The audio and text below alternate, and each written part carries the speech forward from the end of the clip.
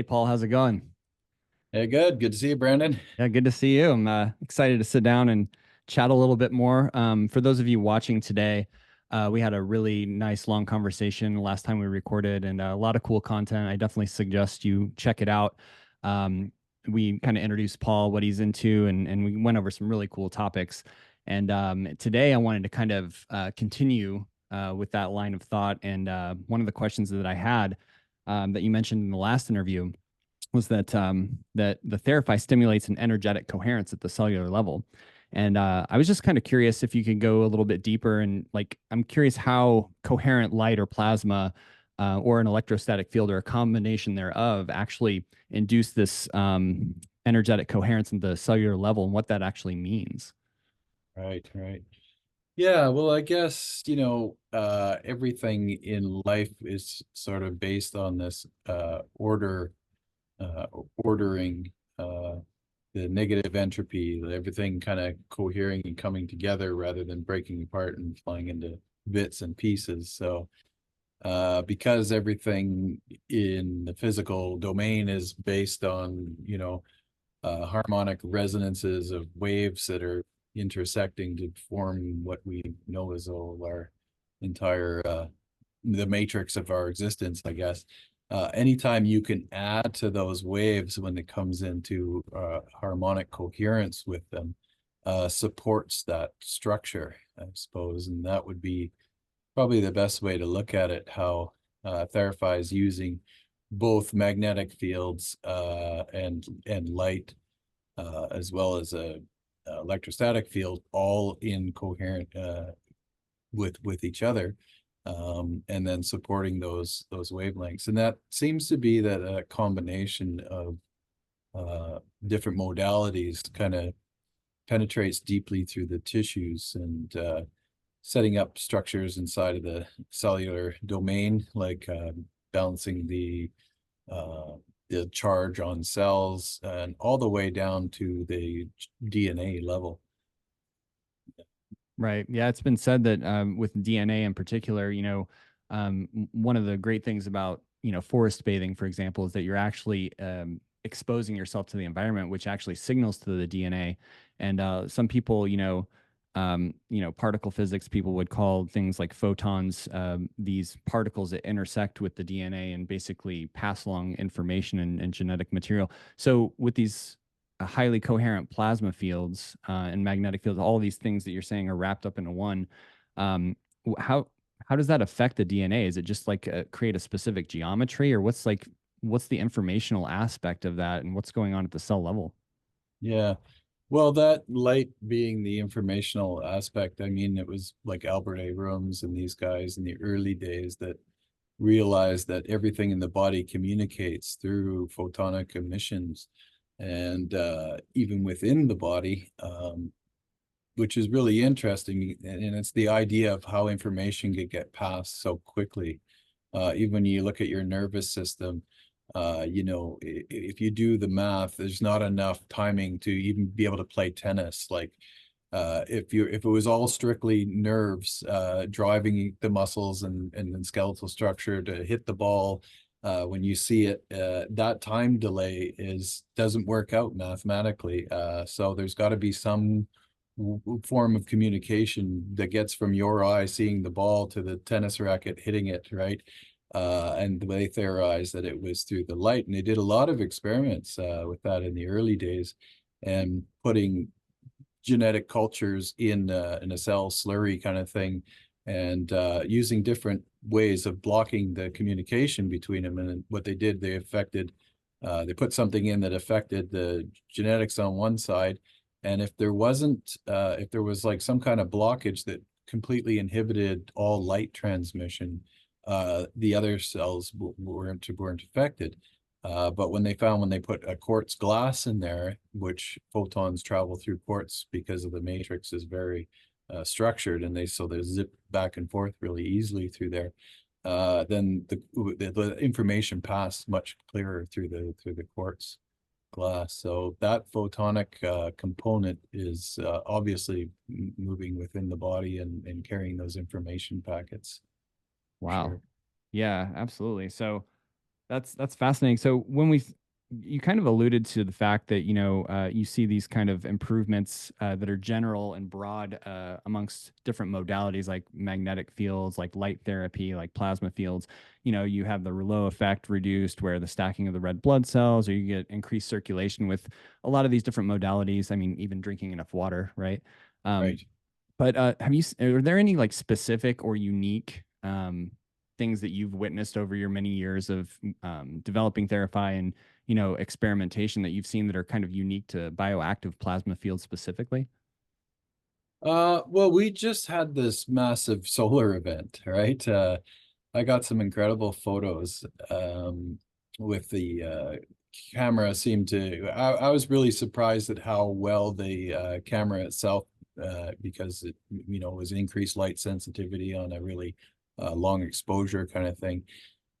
Standing out there, you could see a little bit of the reds and the greens and things like that, but the camera really amplified it and picked it up.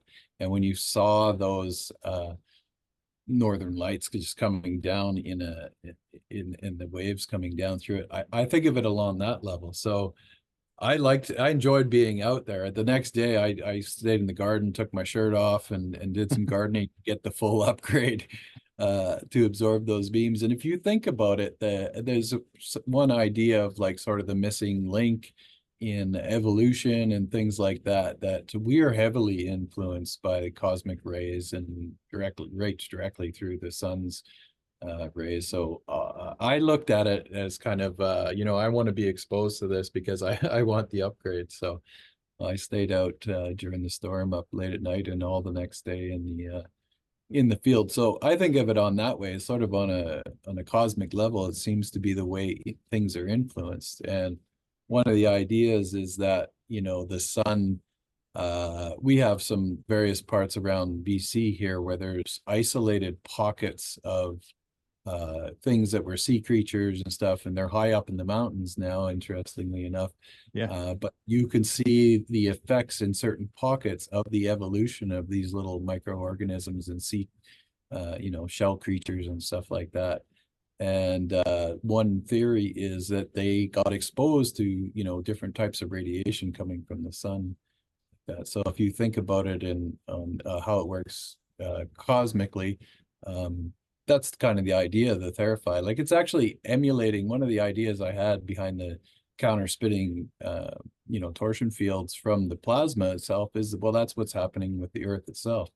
The Earth itself, magnetic field and the Van Allen belt. I mean, from the North Pole to the South Pole, that's why the poles are more active during a solar storm, because of course it has that spiraling magnetic field that comes out from the Earth, and it's the sun that charges that up and keeps it charged all the time. And anytime you get those really intense coronal mass ejections like we had the other day, that the whole sunspot was as wide as the diameter of the Earth, so it was a big one. And Yeah. yeah, I always looked at the Theraphi as emulating the natural fields around the Earth in that sense. So And you're just kind kind of of concentrating it into your local environment and beaming it at the body, essentially. yeah, it's a little fractal of our cosmos kind of thing. Yeah, our direct solar system, man. Yeah, we down here we really couldn't call them the Northern Lights anymore, at least for that weekend, because we were seeing them Right. down here in Northwest Missouri. It was pretty crazy Wow. and really brilliant. We got some images as well, so it was a Yeah. really cool event. Um, so I was actually like, let me get a little bit far out for a second, then we'll kind of go back to being on track. But so when you mentioned like the magnetic field of the Earth with the Van Allen radiation belt, so we look at like the torsion, the torus or the geometry of a toroid, and then the inverse is the hyperboloid. So I'm kind of Yeah. curious your thoughts as far as like how energy from these cosmic plasmas might enter into our Earth system. And not saying there's holes like in the middle of the Earth or anything, but you in our last interview you mentioned about the dielectric and the holes and like where does this energy go that's created, and I was just kind of curious your thoughts on that spatial geometry when it comes to like how the planet might absorb these kind of like cosmic rays, because you see it does kind of seem to come from the top down as far as like the North Yeah. Pole, for example. So I was curious your thoughts on that and the geometry of Yeah. it. Right. And the bottom up with Aura Australis too, the same kind of thing. So it's all polarity, right? So these charge clusters and ionic emissions. So the other thing to really think about is that there's matter being ejected by the sun. So it's spitting out matter. And it kind of that goes into another theory that I kind of really like, is the expanding Earth theory. And that is this idea that, the plates, tectonic plates on the Earth, where, the idea we have that was Pangea and they were all connected together at once. But if you really think about it, the Earth would be pretty lopsided if it was just all water and all the mass of the land was all on one side. So this expanding Earth idea is that slowly, as all those elements have come in from the cosmos, the Earth has grown. And you look at all the tectonic plates where the newest material of the Earth is, it almost seems like the Earth is a crystal seed that, is slowly growing from the cosmic influence, and everything's coming into the Earth, and there's also stuff washing off as we zip through this space. There's things leaving the Earth, and that also kind of ties into, there used to be this idea that there was no water elsewhere in the universe, or the Earth was the only place, and they've been looking for water on Mars and on the moon and all this kind of thing. But there's massive pockets of water now we have seen, especially with the new telescopes and that in space. And so, you think back to the legends and the stories like the Great Flood and that. Well, it's easy to see how we could have passed through a zone where all kinds of water, basically molecules, essentially flooded into the Earth and came in through these streams. So coming in through the poles is kind of how the Earth breathes, and things come in. Respirates. Yeah. Yeah, respirates. So that idea of breathing. I remember this also goes back to the ozone layer. You remember we found a hole in the ozone, and Yeah. then they stopped talking about it for a while. Well, that's because they realized that the Earth was breathing, and that hole at the poles was basically pulsing, opening and closing, opening and closing. Yeah, they weren't Yeah. specific on where they found it, were they? Right. Yeah, and that's what it was. So when they observed it and realized that, they saw it in an expanding opening, and they were like, "It's getting bigger! It's getting bigger! Stop! Ban the styrofoam cups!" And then all of a sudden, they stopped talking about it because they realized that it was closing back up too. So, Yeah, there's still a lot of mystery with Mother Earth here, and I like that concept of the growing Earth, because everything we see as far as how the biodiversity creates this, it seems negentropic itself, like the planet, like just self-regenerating, which is fascinating. And kind of, you know, and you know how it is. There's all these different viewpoints, especially like space and the Earth and the history and what's real history and what's not, and what have we been told versus, there's a lot of good information and disinformation, and we all got to kind of figure out like what's actually real about all of it. But yeah, it's really interesting how the Earth is a living, breathing organism, and I think just like a bioactive plasma field, is conscious itself, which sounds far out to some people. But I like that idea of it expanding, because it kind of goes in harmony with the idea that the Earth itself, Gaia, is negentropic. yeah. And we, writing these articles and learning about like time reverse waves and what negentropy actually is, and trying to simplify it for people so they can understand it. I think nature is kind of the best example we have of that. By and large, and there's no telling how old it really is and how many cycles it's gone through in regeneration. Right. Yeah. And if you think about the evolution of consciousness itself, I kind of picture, consciousness like, I know there's this idea that, everything is inside of our head and it's our brain that is the source of all this, and it's neurons firing. But I don't look at it that way. I look at it more as the field. It's the field that's around the body. The consciousness is held in place, centered to, the functioning body, tied to the heart, and that heart brain connection, the nervous system, the spinal column being a transceiving antenna for these energies, and that's what's supporting the field of consciousness around the body. And so if you think about the evolution of consciousness, then it's an addition to that sort of dark plasma field that's around your body, that's slowly evolving, basically. And so this idea of the coronal mass ejections just lighting up the Earth, it's kind of like giving it the download, like I was saying at the beginning. Right. And that was the premise really behind the Theraphi. I didn't talk about it much in the early days, but that was pretty well the idea, was like have a device that kind of supports the evolution of consciousness, and it had to be done through plasma. It had to be done through this polarity. It had to be done through the phases and the conjugation, and dumping energy into counter space. Those were kind of the prerequisites to it, Mhm. and that's kind of how it evolved. Wow. Yeah, I I'm always fascinated with like the harmony between this kind of duality that we live in. It's really like fascinating. And when you're talking about Theraphi and like creating something that's trying to replicate what happens in nature, on one level, like people try and create devices that run off no power, no electricity, no juice, and it's trying like the standalone, Tesla black box kind of energy supply type thing. But it could be argued as well that, the sun is like, when you're talking about these coronal discharges, I mean, that could be what's powering, like an electrode's powering the actual plasma on the planet, and it just kind of has to, I don't know if it's like re-upping on energy or whatever. It's probably a lot more complex than I can even like contemplate. But yeah, it just seems like, the Theraphi, it has all of those elements. And like that's what I really love about it, is that it's like all rolled into one. You're not just focusing on like lasers or LEDs and you're one spectrum of light, or you're not just, trying to induce a magnetic field and magnetism itself. It's kind of has all these synergize type of modalities kind of rolled into one. Um, so we understand obviously a lot about, the consciousness aspect and how it affects humans and like our perception and our body and what we're trying to do for longevity. But I'm kind of curious and wondered if you might talk about how it affects like food and water and different things that you put in the field. Because I've noticed some pretty interesting things just putting like a glass container of water on the Theraphi, and I'll just like let it run for, a 15-minute set. And it's noticeable even within the first few minutes. I was wondering if you could talk about that.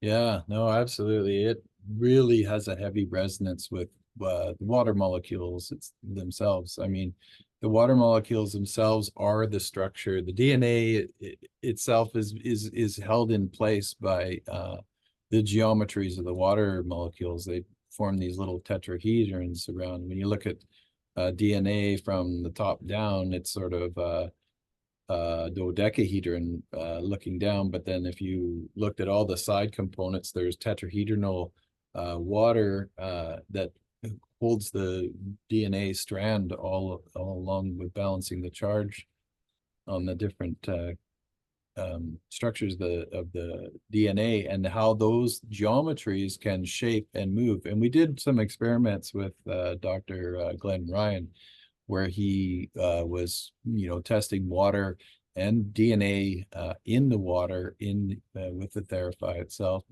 And that time thing, like you say, it happens pretty darn quick. So that was one of his big surprises. A lot of the experiments he does with that takes a long time for other type of devices to influence the DNA. But he would get the strand to unravel and untwist and unfold and go into a long strand, and then it coils back up and folds in on itself like a braid on a braid, and it goes into a toroid again. Um, Within the these water molecule, within the water structure. Yeah, so the water structure, so it's just a DNA in water, and you can buy these samples from a lab to for these experiments. And he said the Theraphi was like the fastest effect on the DNA that was in the water Oh, to make it go into the ring um, from the gotcha. strand. So you're saying that they added DNA into the water as the medium and then they affected it with the plasma. Yeah, Gotcha. I was yeah, curious about that because, over the years you've heard about like hexagonal water and this water and penta water, and yeah, there's all these geometries, but I always wondered how, besides crystallizing it and making it into like a hard substance or more yeah, dense substance, like how they're actually like looking at these different geometries or kind of what equipment they're using to figure that out. right. Yeah, yeah. Well, I did that for many years. I mean, the key is that the water molecule itself is on average the base of 108 degrees on that bond angle, and it can move up and down by 15 degrees. So the amount of different types of geometries that it's capable of forming into is just how that bond stretches on the dipole of the molecule itself. So by just slightly tweaking from that 108, of course, if it's 108 degrees, then it's the perfect, in concordance with phi ratio. So if you look at the center of a pentagram, everything is the 72-degree angles on the spikes and the 108 degrees. And so when those bonds change, that's where you'll get the penta-shaped waters, and at that certain bond angle. And then as you increase the energy and the water molecule moves apart, or decrease the energy, so you can use different things like exposing to microwaves to excite the water molecule, or UV light also will shift it down almost down to 90 degrees, kind of erases, like clears the slate on the water molecule. So the water molecule, that's the thing about the Theraphi. There's so many different aspects, like just like there's so many different modalities that the Theraphi is using. There's many more modalities of the effects that it's happening, and the water molecules, again, are one of the things. So when you put water in the Theraphi, it gets affected quite quickly, especially if the water is moving, because once you take, and I'd always have like a plastic or a glass vessel and use a wooden spoon or a plastic spoon. You don't want to have metal, because that's going to distort the field and change the field around it. But you just give the water just a slight swirl just to get it all moving, and then all those molecules start to line. So when you have a really strong vortex in water, you get all of the polarities of the water molecules are aligning with that vortex, and there's a large potential difference in voltage in the charge, creating sort of a negative charge down the center of the inside of the vortex and positive charge around it, because all those water molecules are lined up. So the way I like to do it is I like to just spin up that water right away, get everything aligned, and then let it go back to rest. Because as that vortex spins out, then the water molecules all fall into place and are heavily influenced by the field, and they take on that information of the Theraphi. That's awesome. So one question I have That's, there on the water yeah, structuring is obviously, and I'm just assuming like most water structuring modalities, you want to come with your best water. Like you want it purified, spring water, yeah. something like clean water to start with, and then you do a structuring modality. With the Theraphi, if you had just like tap water, would there be any kind of qualities to where it would like, make it so coherent that it wouldn't really absorb, the toxins wouldn't really absorb as easily in the body? Or is there any kind of nuances there? Or is it the same principle where you want to start with as clean of water as possible? Yeah. Uh, and it's not necessarily as clean of water, so that's like qualitative versus quantitative. So you can say, this is the purest water and it has absolutely no minerals in it. It's ran through a laboratory, millipore microfilters, and it's, started off as distilled water. That actual water is not that good for you. You wouldn't Yep. want to drink that ultra pure water, because that water is really hungry when it's really clean, when you've pulled all the minerals and everything out of it. And then that's how we used to start with our water. We would completely erase the slate and pull everything out of the water we possibly could. And we'd say the water's really hungry. And so if you drank that water, even though it's very pure, it's very quantitatively it has nothing in it, but qualitatively, the quality is not good for you to drink, because Right. it's very hungry now, so it wants to assimilate. So it's going to take and suck a lot of stuff. It'll pull the calcium, right out of your bones, kind of thing.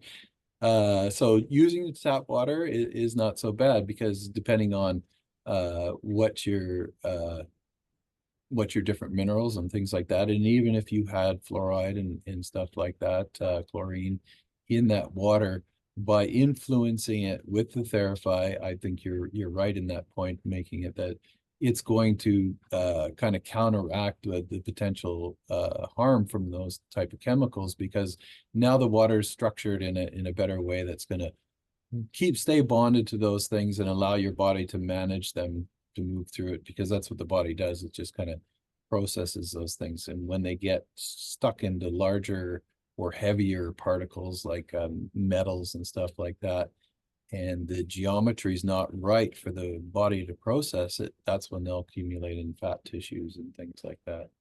But if you Interesting. yeah, if you think about silver in that way, that's kind of how the colloidal silver and works, is that the Yeah. geometries, it's all to do with the geometry and the solution and how the body can process it. This goes back into deuterium too, if you want to go down to the deuterium and the heavy water, and a lot of people are, big into that deuterium depleted water now. Hmm. But Which it is also, expensive. yeah, yeah, yeah, it is. And it takes quite a lot to process it and to Hmm. make it. But yeah, it's the same kind of thing. So, but in mo a lot of people ask me about that, and there's just a certain percentage of deuterium that's in water, in general, like so many, I forget the number now, but so many parts per million are actual deuterium molecules. So, um, And for yeah, people that have never heard that or don't know, he's talking about heavy hydrogen. It's a form of hydrogen. yeah. So the plasma fields won't convert the heavy hydrogen or deuterium in any way. That's essentially that's a gas, correct? I mean, that's a noble gas. No, like Well, we, it can become a gas. Yeah, yeah, not necessarily a noble gas, but they can go into H2. But because they're heavy, they tend to be harder to get into the air. So most of them are in the ocean. They're it's basically heavy water as part of the process you get from nuclear reactors, and that they produce quite a bit of it. right, And you can weigh it. So the weight of the water is like 1.2 times. So if 1 liter of water is 1 kilogram, 1 liter of heavy water is 1.2 kilograms. And that's why it's called heavy water. So it actually is denser because of the extra um, neutron in the nucleus. So, yeah. well, that's interesting to know because yeah, I've been experimenting with different minerals and different natural ingredients to try and get deuterium to not absorb into the body and stuff like that. It's interesting that you could just put it in a plasma field and it'd be much more coherent. So is it I guess one of the questions is there's that mineral relationship with the water, but also you're talking about plasma. So if you just strip everything and make laboratory grade water like you're talking about, the plasma would still have a beneficial effect with the coherence and how it absorbs in the body, even though it's still hungry. So you'd still want some kind of mineralization, salt, something to kind of That's ground the plasma in the field. So you yeah. have the earth energy and then the plasma kind of sky energy or however you want to phrase that. Exactly. So that's what you want to do. Once you've purified the water and you've got it really clean, then you want to add in those minerals. And those minerals are what become the center of the clathrite cages, basically, of the three-dimensional molecular shapes that the water forms around, depending on the mineral that's in there. And then you get these clusters, and that's your clustered water there. So depending on the parts per million of what you have, and then you can make an ideal ratio. You want to, couple hundred parts per million of these minerals, and you can make a very structured water with and then exposing it to the energetic fields. That's the key to making a really good structured water. Yeah, absolutely. It's And then like a and then there's baby. food. Yeah. Yeah. So the other part of that question was the food, right? Yeah. And then this is an interesting one because I don't know if I ever really discovered this with the Theraphi yet, but when I first made the first Quantify, I had it going and I was like running the tubes, and they were probably about this far apart. And so I sat down and I was making something to eat, and I was running this for a while. So the room was fairly conditioned. Uh, I sat down in there and I had a metal fork, and I just took my dinner plate and I went to have a bite of the food. And the one thing I noticed was, like, as soon as I touched my tongue with I almost felt like the metal of the fork when I first touched it. I could taste the food like I've never tasted before. It was like, oh wow, this is amazing. Did the food taste better? And I haven't gone back to try it with the Therapy, but I imagine if you jumped up on the table and had a like dinner on there, it'd probably be pretty good. Sounds like a good time to me. Yeah, yeah. Wow. So it changes. Might be a new dining experience where you sit at the Therapy table and the chef's edge, you know, the Yeah, high yeah. So it's not, table. so you can't really separate it, right? So the food could be physically just structured to where it's tasting better, but also your experience, because you're in the field, you're tasting it more. So your senses are probably enhanced as well. I imagine it Yeah, goes both ways. it's all connected. Yeah. That's cool. So when we're talking about, you know, the Theraphi experience and then how it affects food and water, I'm curious what is your experience with like group settings? Like I can feel it. So when I put friends or family on the Theraphi, I'm just letting them go through a set. We're just hanging out. It's a very casual situation. I'll be in the room and I can literally feel it across the room, just like I'm on the table. And I don't know if that's psychosomatic at this point or if become sensitized to what the field feels like and have that experience. What's your experience with like large rooms, large groups, people, maybe two people sitting on the table? What's your experience with using Therapy in groups? Yeah, in groups. Okay, well, starting off with that feeling when you got, when somebody else is on there, that's why it's really important for people who are operating the Therapy, to be in the proper state and the proper condition. We call them therapists, and there is some interaction there. So how you feel when somebody's on the table, you're getting like a feedback response from them because you're both in the field. So there's some kind of coherence that's holding the two people together as well. So in a group setting, it can be really powerful. And a lot of people ask about that, what's the best way to do a group setting? And we've done quite a few different combinations with different groups of people.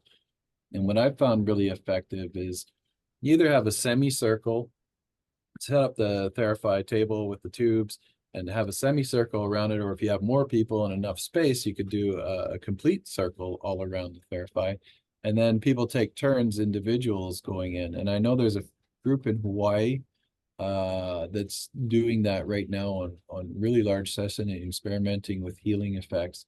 And they all partake in the healing process. So everybody goes on to the table, and then the rest of the group, kind of focuses their energy, receiving, being in the field. And it's obviously amplifying that whole effect of what the Therapy is doing itself, because now you have more people exposed into the field with the conscious active intention to affect the healing modalities of the person on the table. And that's really quite effective.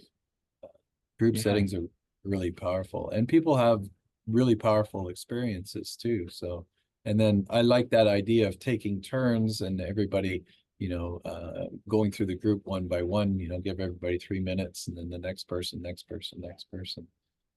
Makes for a pretty powerful experience. So, what have you noticed at shows that you've done that are more like trade show based? Because we're going to be down in Dallas at the end of the month. As we're recording this, that would be end of May 2024.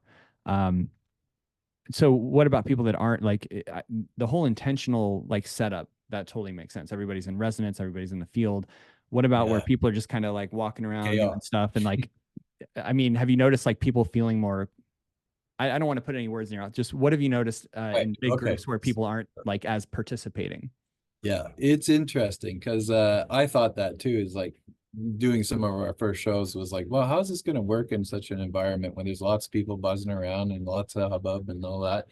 And what I found is that for the individual that's on the table, that the rest of that seems to go away. They go into the zone real quick and they're not affected, because I thought, oh, it'll be hard for people to relax, to get into the zone, to reach the still point, to do all those things in such a busy environment and that. But that was one of the first things that really surprised me, is like, wow, even though there's a lot of stuff going around and a lot of people in the booth, of course, right behind you and beside you, uh they seem, we did one of our first shows in New York City, and it was a big show, concrete building, and noisy, and quite a few people, and of course all highly stressed New Yorkers, New York, yeah. I only got 3 minutes, can I get on this thing and try it out?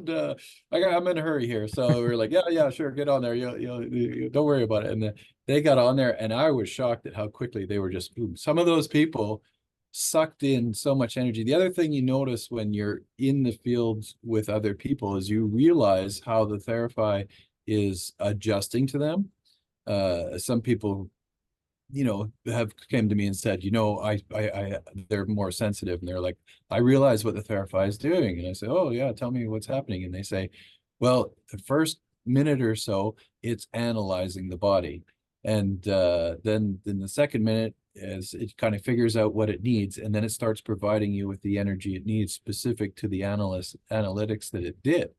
And it's funny you think, because there is no feedback loop or analytical component to the Theraphi. It's really just you turn it on and it does its thing. But you wouldn't believe how many people had kind of shared that. And I was like, well, isn't that interesting? And you can see it in the tubes, and you can see people's conditions.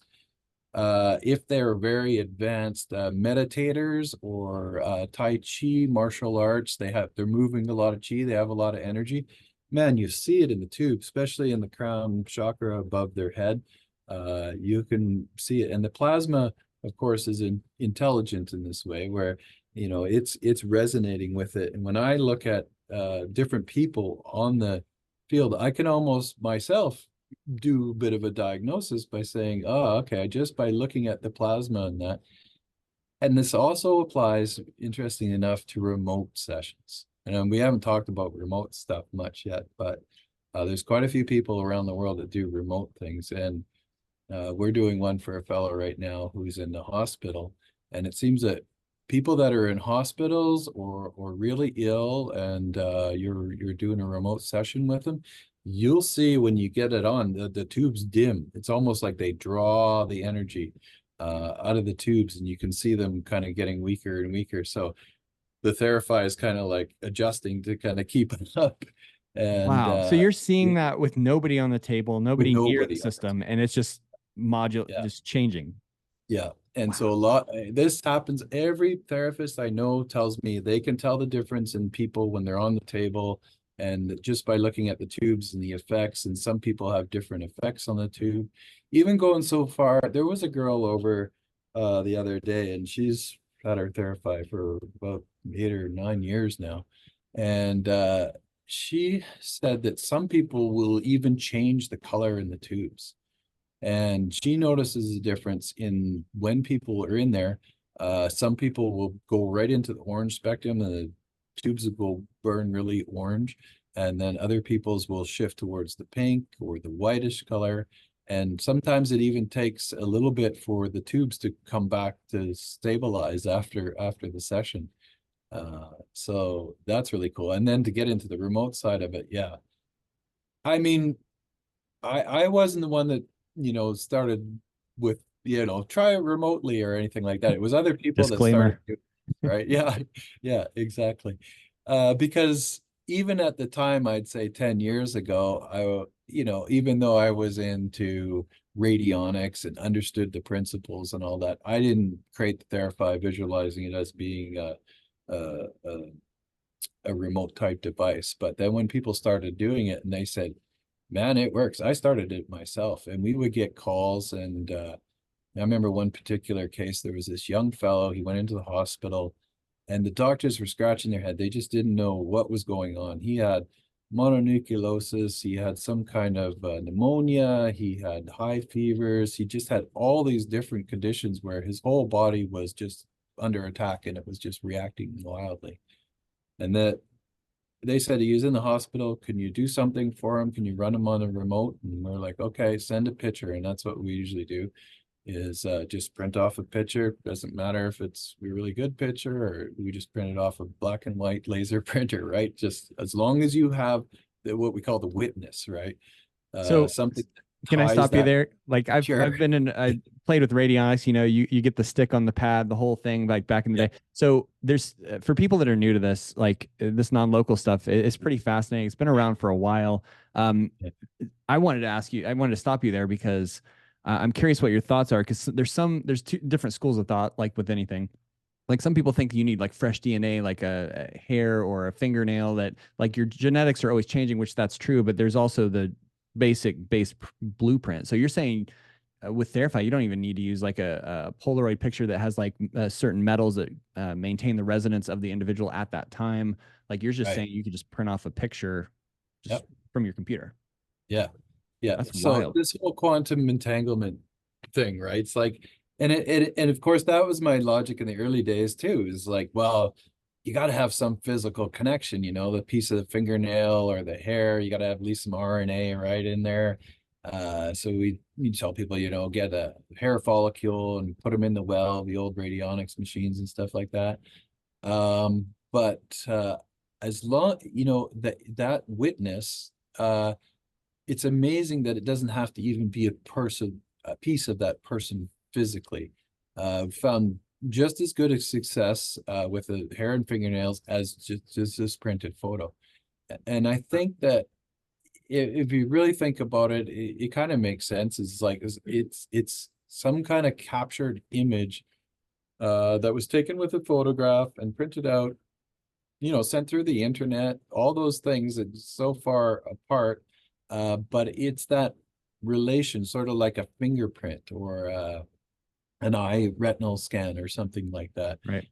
That quantum connection to a photograph. And if you think about some, tribal cultures and stuff like that, when people first started showing up with cameras and they showed the natives, look at what we do. And they were like, oh, you've captured my soul. They were really Right. concerned. They didn't want anyone taking their picture. They was like, this is an extreme, because they could intuit, I think, cyclically realize that that's a piece of them. That's how connected it are. So that's how I see it. It's kind of like a fingerprint.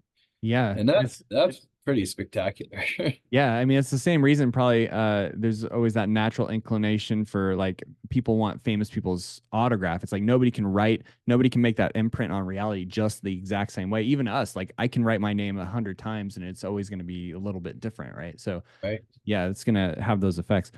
Thanks for that. That's really cool because I've always struggled with that as far as like non-local experimentation. Like, do you need like even a picture from like 3 months ago? Is that going to be as effective as something, current, Yeah. So, Yeah. Yeah. Even time wise, like some people say, oh, I have a picture. Here's one of me a couple of years ago. Will that do? Yep, no problem. Yeah, we'll take it. In fact, that might even be better.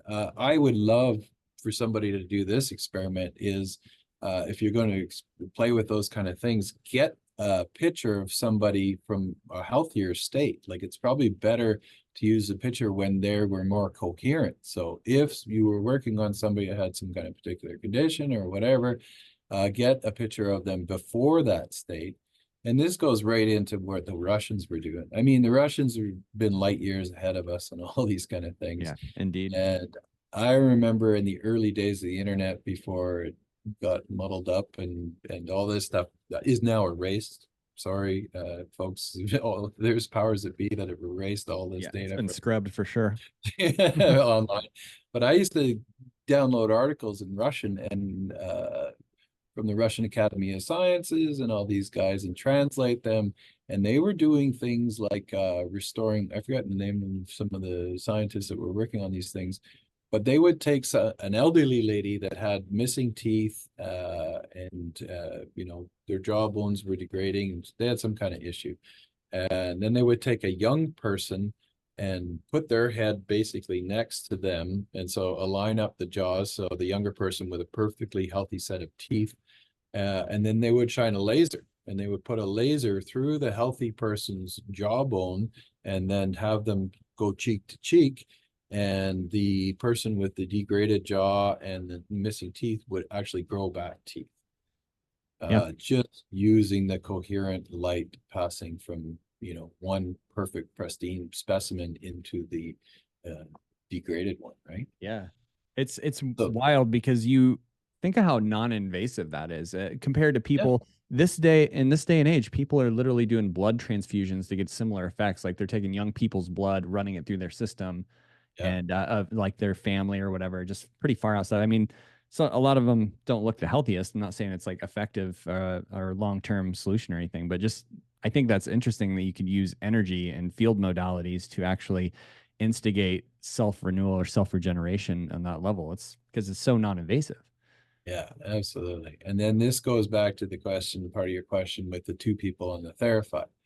And this is where, yes, this is doable. We don't recommend it because uh, be both because of this thing. I mean, you just really have to understand what you're getting involved with. So if you got two people in the Theraphi, it's using that same kind of coherence between quantum coherence between the two people too. So it's not that I think that the healthier person is going to degrade in their health, because that would be sort of a mutual exchange where the Theraphi is based on this whole negative entropy where it's building. So it's going to tune you to the more coherent state. So if you have a older person and a younger person on there, it's not that the young person is going to age more, right? It's that the older person who has the age will receive the benefits from the younger person. And that's what they found in the Russian studies too,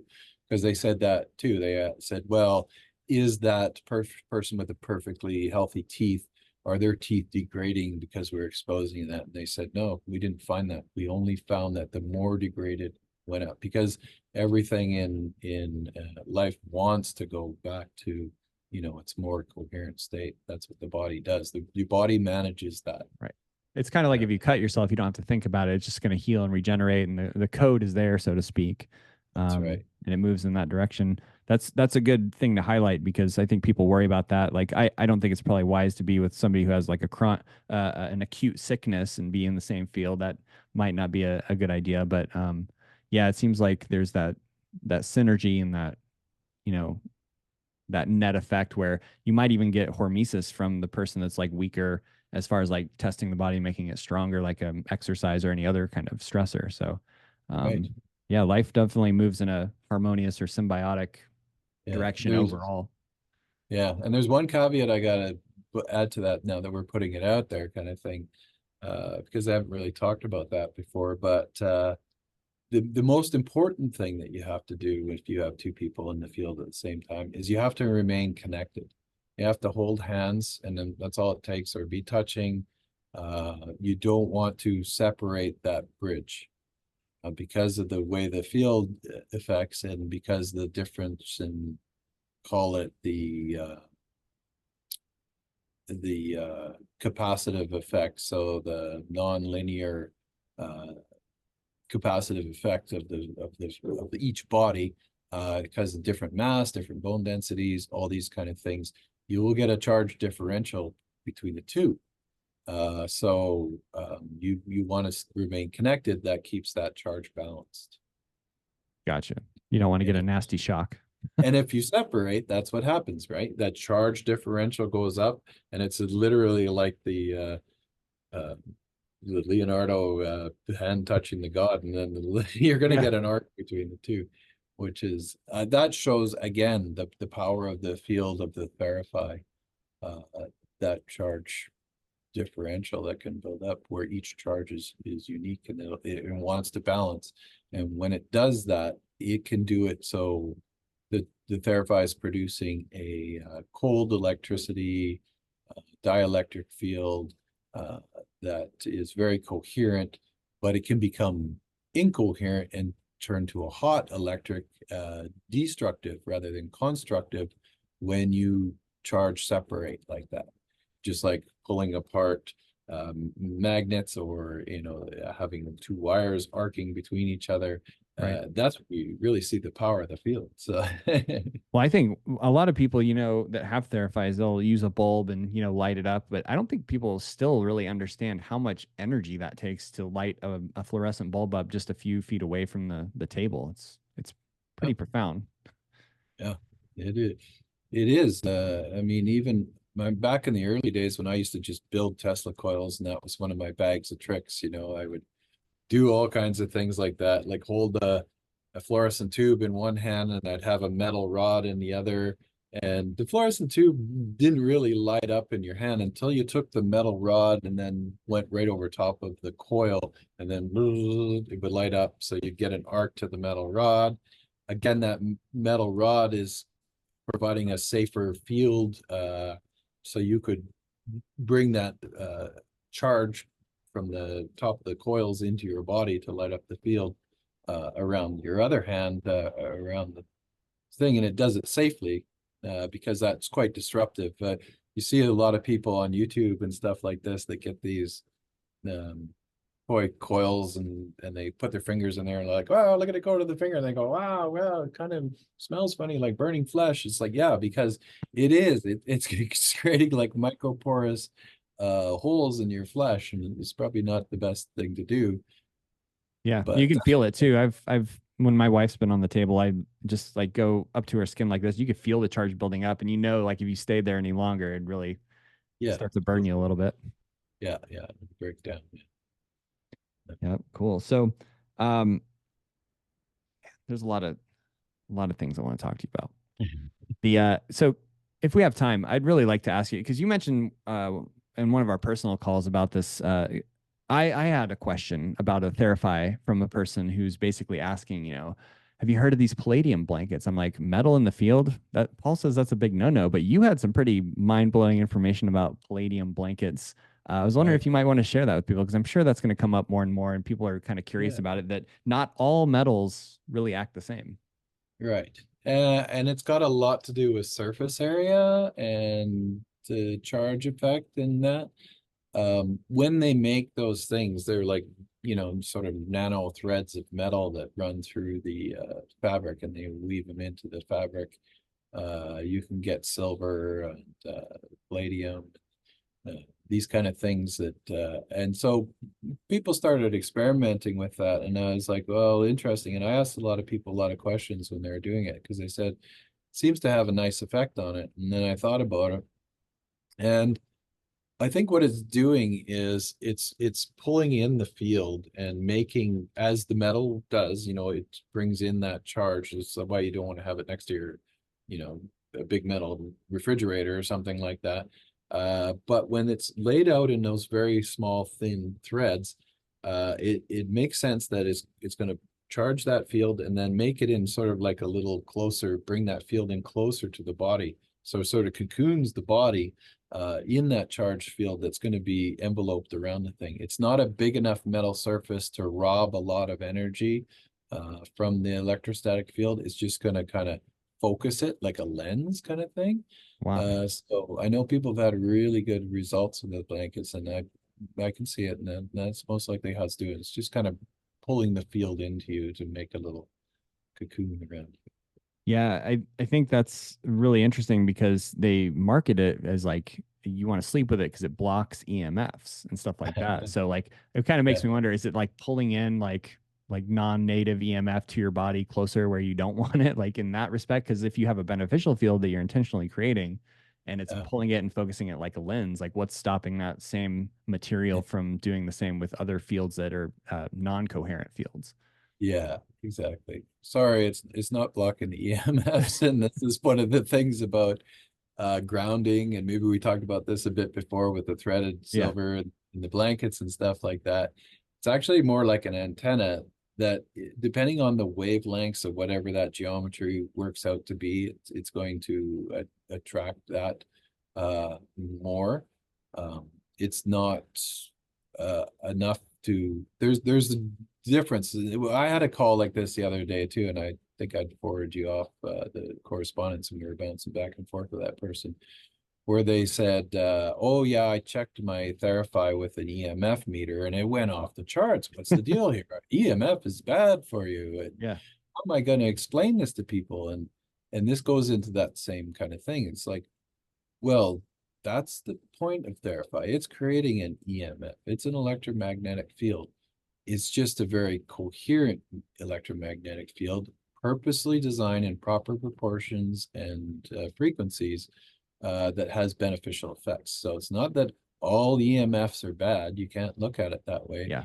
It's silly. It's just my biggest beef with EMFs, where I think the most destructive qualities of them are, is the incoherence or the noise that's in these EMFs. And so when you plug in a lot of switching power supplies in your house, which now everything is, from your cell phone charger to your computer power supplies and all that, they Mhm. put a lot of noise on the grid of your house, the electrical wiring system in there. Yep. And if you ever take one of those EMF meters, which you can get ones that translate into sound and they bring the frequency down to an audible level. Hmm. And you put it up to one of these, cell phone chargers, you'll hear the noise. It's like Oh yeah. a screaming ring, right? Put it next to your Wi-Fi router, and you'll hear all this random chaotic because you're hearing all the packets of data information, and same with cell towers net. Those random packets of data that are flying back and forth are just like demons with fingernails down the chalkboard. Yeah. When you hear it in the sound, you're like, "Wow, am I sleeping near this thing?" Right? So the point is that yes, an EMF meter is going to show on a power scale that there is a lot of EMF power there, but rest assured that EMF power is a smooth, steady, coherent wave that is not this random garble that's coming in.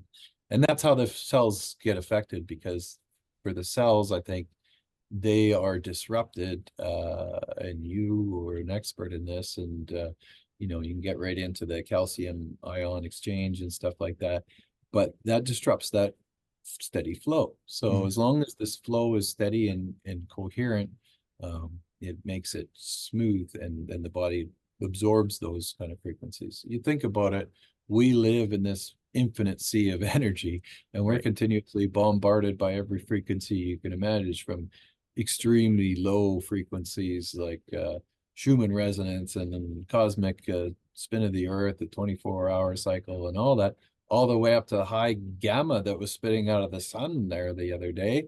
Yeah. Uh, we're in there, and they were constantly being bombarded by all that. So nature, even before we had cell towers and power stations and things like this, we are still being exposed to a steady source of radiation from cosmic influence all the way down. And I think without it, there'd be discoherence and things would fall apart, because in nature, all those frequencies are balanced, and Right. we need that, right? Goes back to that missing link in the evolution, and is the cosmos controlling our destiny in a genetic evolution through these waveforms? And Yeah. for me, the answer is yes, right? Yeah. It's yeah, 100%. And I used to use the term non-native EMF, but now I'm re kind of thinking that just because, all the energies all around us, all of it's native. It's just really, yeah, that noise to signal ratio that you talk about. I think that's really well said because we're taking energy from one place, moving it in a direction, and these wave packets, information packets, the texts, the videos, everything that's on the carrier signal is actually what's creating a lot of the noise and the communication between the devices. And even what you're talking about in a room with circuitry, I mean, dirty electricity filter companies, where they're cutting off the high spikes, and they have these like Stelzer filters and all this stuff.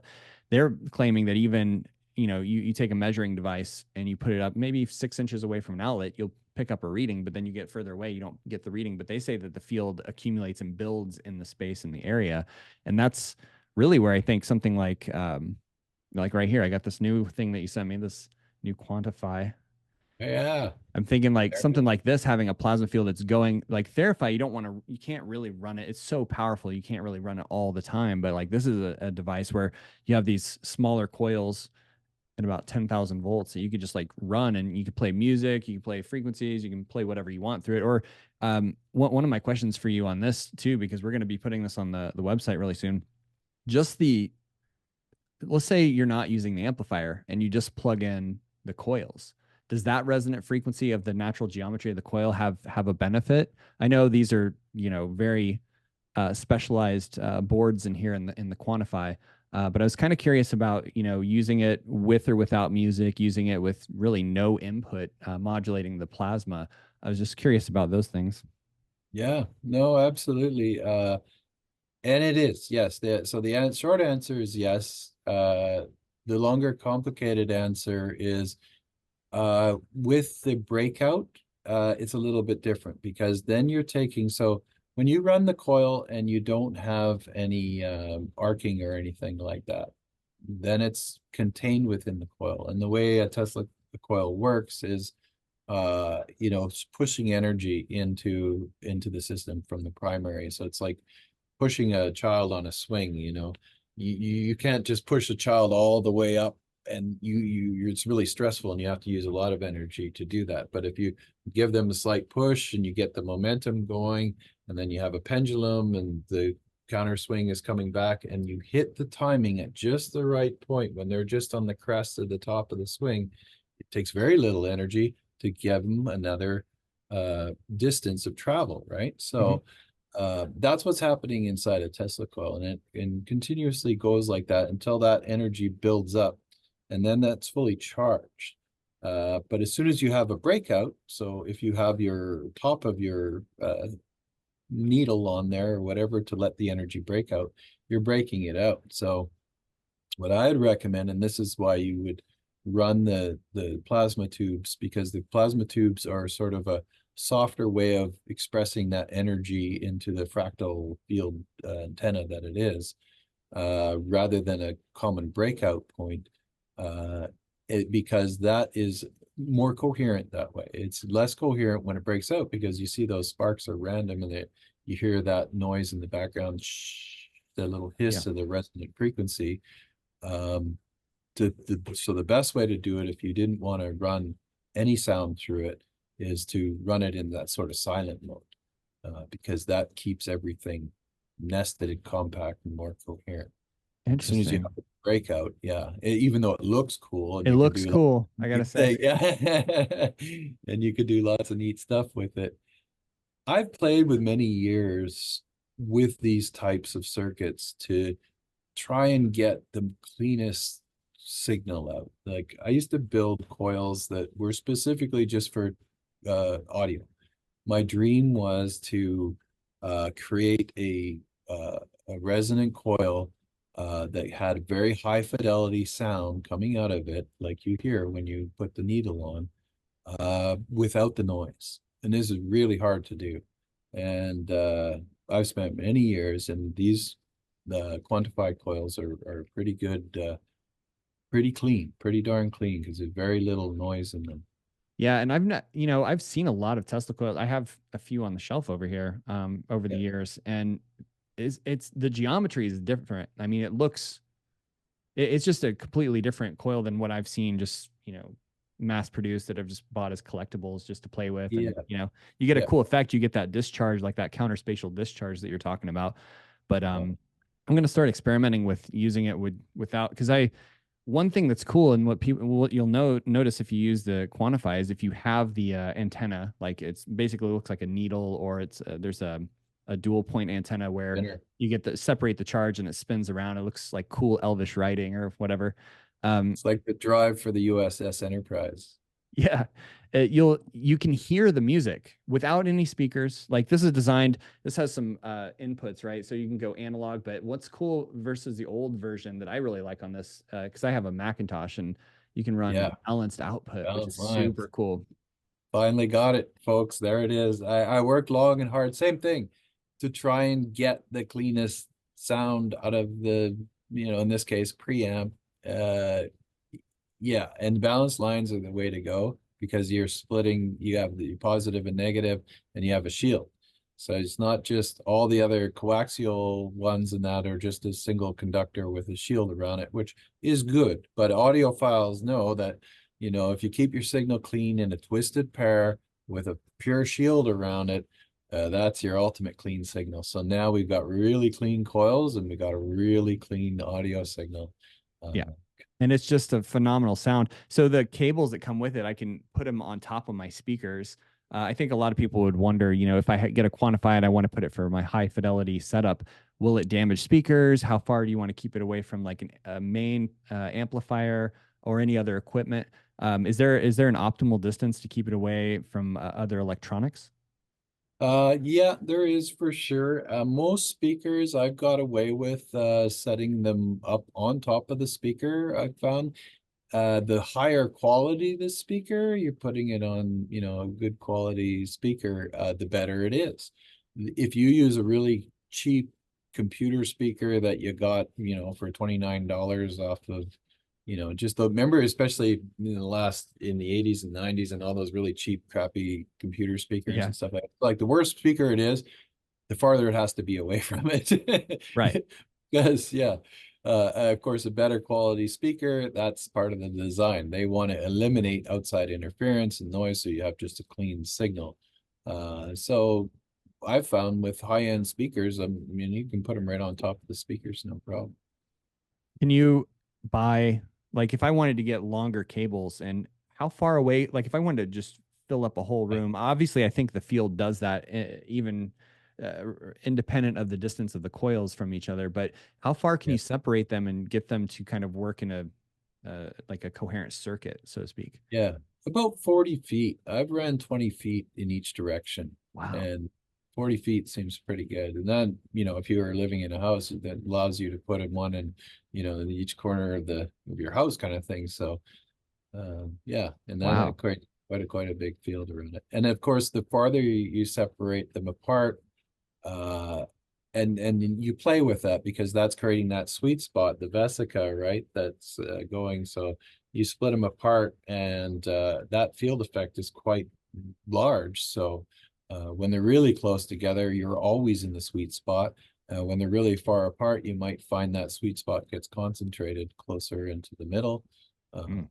it's kind of like a lens effect that is inversely proportional kind of thing, right? So being inverse, so you're saying that separating them creates actually a stronger or more Strong. magnified field? Yeah, tightens that vesica into the center. Wow, I'll have to play with that. That sounds really cool. Yeah. Yeah. So can people use, like, I guess the biggest question is, for people wanting to, I like both. I think they're both, they're different and there's a lot of similarities. What would you say the major similarities are? Because people will wonder, like, I can't afford a Therapy. Can I use this for therapeutic value, or is this just for high fidelity music enhancement? Is this just to put the energy of the music into the room, or space conditioning, so to speak? Can you effectively use this at your feet and your head like a Therapy setup and get similar health benefits? Yeah, absolutely. Yeah. And that's the thing. The difference between the two is the Theraphi itself. Other than power, of course, there's much more power, and it's a different frequency ratios that are used in the Theraphi. But you can set it up head to toe. That's when we started out playing with the Quantify.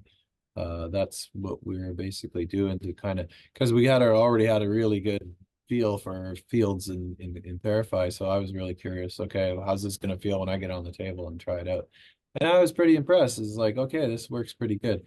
And the difference is in the Theraphi, it's kind of locked. The phases are really locked. In the Quantify, they auto lock kind of thing. They can drift a little bit, but they are sort of go into sync, kind of like two clocks uh, the thing where you take all the pendulums and put them on the table and they all go into sync. Oh, Uh, cool. that's how the coils work together because they're resonating. Um, so that's one of the differences that difference is that in the Theraphi there's one coil, in the Quantify there's two coils, and then it's just power. And that's why, I've kept it open and kind of kept the Theraphi distinct to not let people, mess with the frequencies that are in there because of the amount of power in the Theraphi. You But don't want destructive frequencies running through something that yeah, has the power. I mean, that's orders of magnitude. That's 10 yeah, times stronger than these coils, maybe yeah, yeah, more. I don't know off the yeah. top of my head. Yeah, exactly. And that was the premise. So this was a very safe modality for having open uh frequency inputs to it. So that Yeah, that was it.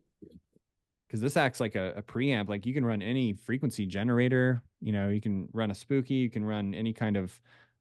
So it has the modularity that the Therapy doesn't, where you can actually use destructive frequencies. Like, if you're similar to a Rife machine, if you're trying to Yeah. target a harmonic resonance with a specific organism or thing or organ system, you can actually do that with the Quantify. Whereas like you're saying, it's locked with the Therapy. So you're just basically getting time reverse constructive electrostatic plasma field.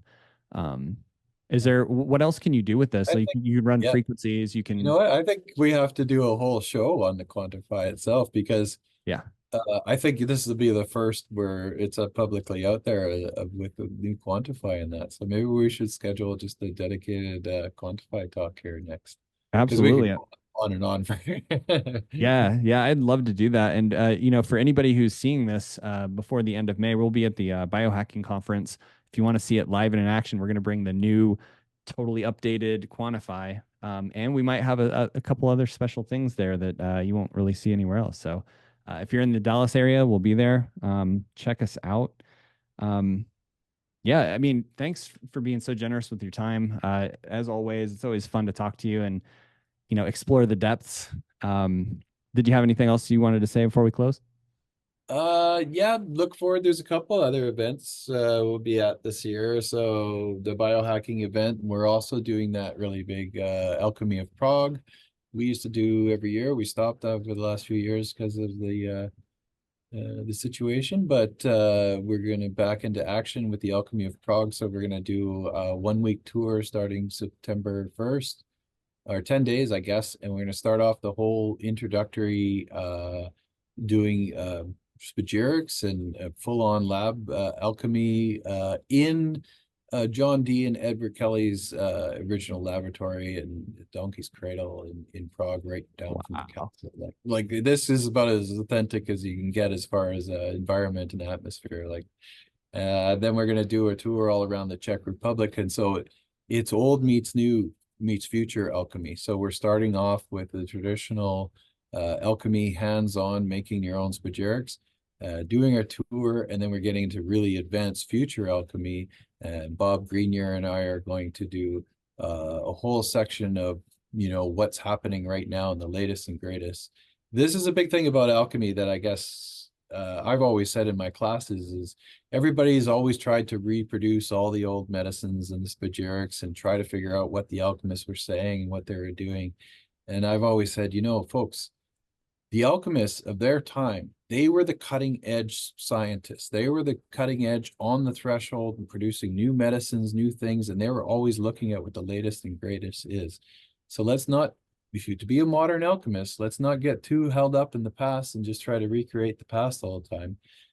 Everybody who's into this should be looking at the cutting edge technologies in the future of alchemy, and bringing out the next branch on the tree of alchemy. And that's what we're going to do. We're going to blow the lid off the latest and greatest technologies, going into amazing energy technologies, and really starting to understand transmutations and all the great things that the alchemists were trying to achieve, infinite energy sources, and really cutting edge stuff on the second weekend. So And this kind of stuff, this is better. Like people think that you go to university and get a huge education, but stuff that's, put into books, there's a lot of things can be argued. But let's just say it's way behind the scenes. It's like 10-year-old information, 15-year-old information, maybe more in a lot maybe of institutions. This is the kind of this is way better than a college education going to something like this, in my opinion, because you are literally on the cutting edge. It's like if you want to learn something, you go, if you want to learn how to make Japanese blades, you go and study with the guy that's doing it the best right now, learning as an apprentice. So these are just invaluable, I think, conferences that, I highly encourage everybody to go check out, because if you can make it over there, um, like Paul's saying, it's kind of next level education, and kind of learning what's actually happening at the razor's edge of this kind of technology. So it's really cool. yeah, yeah, yeah, awesome. Cool. Well, thanks again, Paul. Good talking to you. And I'm definitely looking forward to the next chat about Quantify and diving deep on that one. Okay, let's do it. All right. Okay. Take care. Bye bye.